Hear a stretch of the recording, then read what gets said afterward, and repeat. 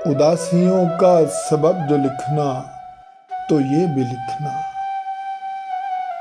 उदासियों का सबब जो लिखना तो ये भी लिखना कि चांद चेहरे शहाब आंखें बदल गए हैं।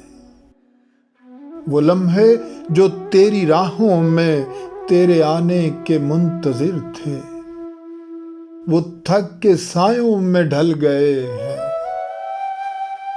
उदासियों का सबब जो लिखना तो ये भी लिखना। वो तेरी यादें ख्याल तेरे, वो तेरी बातें सवाल तेरे, वो तुझसे मेरे तमाम रिश्ते उजड़ गए हैं, बिखर गए हैं। उदासियों का सबब जो लिखना तो ये भी लिखना। कपकपाते होंठों पर लड़खड़ाती दुआ के सूर पिघल गए हैं, तमाम सपने ही जल गए हैं।